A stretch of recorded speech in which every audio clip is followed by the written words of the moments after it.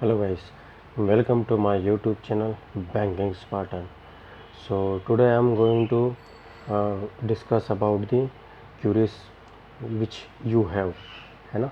तो जो भी क्यूरीज है आप लोगों को वो मैं आज रिजॉल्व करने वाला हूँ। पहली क्यूरी थी कि आप लोगों ने जैसे मुझे काफ़ी सारे कमेंट आ रहे हैं कि what is faith of SBI PO notification, और सेकेंड क्यूरी थी कि what is impact of this re examination on cut off, और थर्ड क्यूरीज थी व्हाट इज़ फेथ ऑफ जो भी वैकेंसीज है IBPS PO और क्लर्क में जो कि इंक्रीज़ हो सकती है कि नहीं। तो सबसे पहला मैं क्यूरीज लेना चाहूँगा कि जो आपने बोला इम्पैक्ट जो कट ऑफ पर होने वाला वो क्या होगा।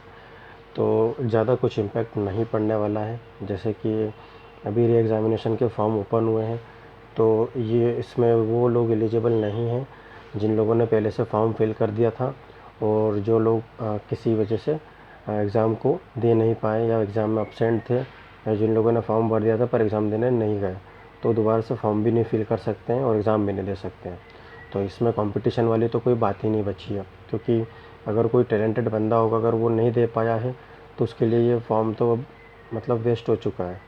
और जो ये फॉर्म है वो सिर्फ वही लोग भर सकते हैं जिन्होंने पहले फिल नहीं किया था, मतलब जिनका डेटा IBPS के पास नहीं है।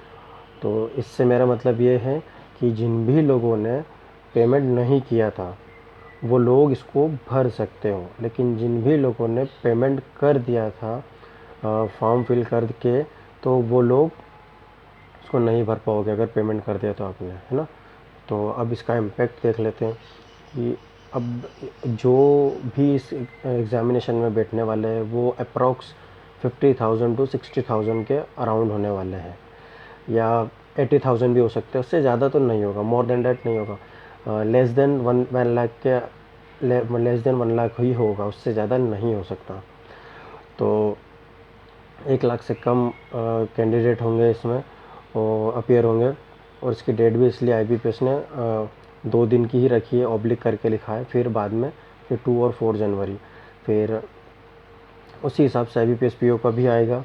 IBPS में भी PO में भी काफ़ी कम टाइम दिया जाएगा, लेकिन इसकी जो विंडो होगी, जो लिंक होगी, वो अप्रॉक्स 17 to 18 डेज़ की होगी। उसके लिए भी आप री अप्लाई कर सकते हो। और इसका कट ऑफ की मैं बात करूँ अगर, तो जो भी पहले कट ऑफ जाने वाला था उससे ज़्यादा से ज़्यादा फ़र्क पड़ेगा तो 0.50 से 1 मार्क्स, बस दैट्स इट। इससे ज़्यादा फ़र्क नहीं पड़ेगा।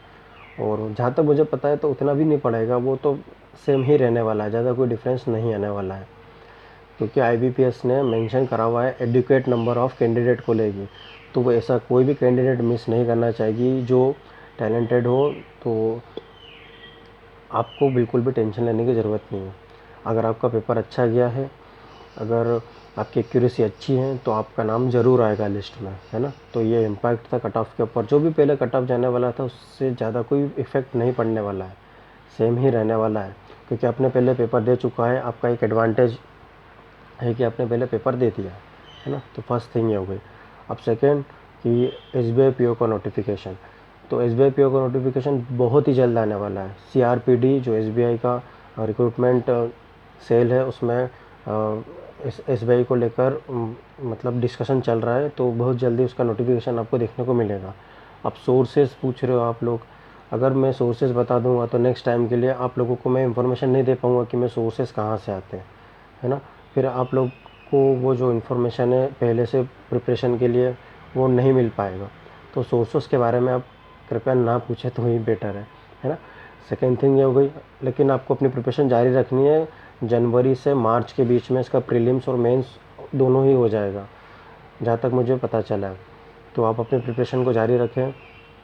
और जो थर्ड चीज़ है वो क्लर्क और PO की वैकेंसीज़। तो जो क्लर्क की वैकेंसीज़ है वो बढ़कर अराउंड 5,500 से लेके 6,000 के बीच में रहेगी, उससे ज़्यादा नहीं जाएगी, क्योंकि अभी बैंकों ने उनका जो एक्सपांड है वो अभी थोड़ा पेंडेमिक के कारण रोक के रखा हुआ है। तो क्योंकि अभी बहुत से लोगों की जॉइनिंग भी रुकी हुई है, तो आप मान के चलो कि ज़्यादा नहीं जाएगा। अभी 1 से 1.5 साल सिचुएशन ऐसी ही रहने वाली है। तो ज़्यादा कुछ इफेक्ट नहीं पड़ेगा। 6000 के अराउंड वैकेंसीज़ रहेगी क्लर्क में। और अगर मैं पीओ की बात करूँ तो पीओ में 1400 प्लस वैकेंसीज़ हैं। तो इसका जो वैकेंसीज़ है वो जो बढ़ेगी वो अराउंड 3000 होगी, उससे ज़्यादा नहीं जाएगी। 3000 से कम ही रहने वाली है। और इसका इम्पैक्ट कट ऑफ पे तो ज़्यादा कुछ इम्पैक्ट नहीं पड़ने वाला है। हाँ, लेकिन क्लर्क में अगर मैं बात करूँ तो क्लर्क में मोस्ट ऑफ दी स्टेट्स में कट ऑफ बहुत हाई जाने वाला है। जैसे पंजाब हो गया, एमपी हो गया, राजस्थान हो गया, फिर मतलब ये जो हाई स्टेट्स कट ऑफ है ये तो ऑलरेडी ही हाई छुएगी। मतलब जैसा कि आरबीआई में आपको देखने को मिला था उस तरीके से इसका कट ऑफ जाने वाला है। और लो स्टेट्स की बात करूँ जैसे गुजरात, महाराष्ट्र, जहाँ पर भी लैंग्वेज का बैरियर होता है, और कुछ साउथ के स्टेट्स को छोड़कर जहाँ पर कट ऑफ ऑलरेडी हाई जाता है तो उनको छोड़ दें, तो बाकी स्टेट्स में कट ऑफ लो रहेगा जो लैंग्वेजेस वाले स्टेट्स हैं, है ना। तो सेकेंड चीज़ ये होगी, वैकेंसीज कितनी भी इंक्रीज़ हो या कितनी भी कम हो, आपको अपने स्टडी पे कंटिन्यूसली फोकस रहना है। तो आपको इसके लिए मॉक्स देते रहने हैं, करंट अफेयर डेली पढ़ते रहना है अगर आपको एग्ज़ाम निकालनी है तो, क्योंकि कंपटीशन मार्केट में डे बाय डे बढ़ता जा रहा है। कैंडिडेट्स नए नए आ रहे हैं और उन काफ़ी टैलेंटेड कैंडिडेट्स हैं। जो पुराने कैंडिडेट्स हैं उनको मैं बोलना चाहूँगा कि आप अपना कंटिन्यू फोकस रखें स्टडी के ऊपर, आपका बहुत जल्दी एग्ज़ाम क्लियर हो जाएगा। और ये जो एसबीआई की वैकेंसी आती है, आईबीपीएस की वैकेंसी आती है, जो टेक्निकल बंदे हैं उनको भी मैं बोलना चाहूँगा कि आप अदर्स में भी ट्राई करते रहें। ऐसा ना हो कि सिर्फ बैंक पर ही ट्राई करें, क्योंकि बैंकिंग पैटर्न पर भी बहुत सारी वैकेंसीज़ निकलती है। जैसे अभी रिसेंटली बीआईएस की भी निकली थी, तो उसका थोड़ा पैटर्न एसएससी और थोड़ा बैंकिंग से मैच कर रहा था। तो इस टाइप की अगर वैकेंसीज आए तो आपको उसमें भी अप्लाई करना है, कंटिन्यूस अप्लाई करते रहना है। तो इसका बेनिफिट ये होगा कि आपको पेपर अगर बैंकिंग में ज़्यादा कंपटीशन होता है तो उसमें कम कंपटीशन के कारण आपका सिलेक्शन हो जाएगा, क्योंकि आप अगर यहाँ पर 1 मार्क्स या 2 मार्क्स से रुक रहे हो तो वहाँ पर आप क्लियर कर पाओगे और आप जल्दी जॉब ले पाओगे। फिर आपका जो भी आगे का गोल है वो आप सेट कर पाओगे, है ना।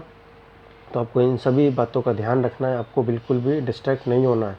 कोई भी कितनी भी नेगेटिविटी फैलाए आपको उस पर ध्यान नहीं देना है। अब देखो, आईबीपीएस को जो करना था वो कर चुका है, अब आपको क्या करना है, आपका काम है स्टडी करना। अब अगर आप इसको लेकर प्रोटेस्ट करोगे या यूट्यूब या कहीं और पर प्रोटेस्ट करोगे तो इसका एक ही सॉल्यूशन निकलेगा कि आपका टाइम वेस्ट होगा। आपका टाइम वेस्ट होगा और जो कंपटीशन में ऑलरेडी है वो आपसे एक स्टेप आगे चला जाएगा, है ना। तो ये चीज़ का ध्यान रखें कि आप टाइम बिल्कुल वेस्ट ना करें। और बस यही चीज़ें मेरे को जो क्यूरीज आ रही थी आप लोगों की, तो मैं सोच रहा था कि एक वीडियो बनाकर वो सब रिजॉल्व कर दूँ। So that's all from my side, and please do subscribe my channel for more updates banking Spartan. Thank you very much.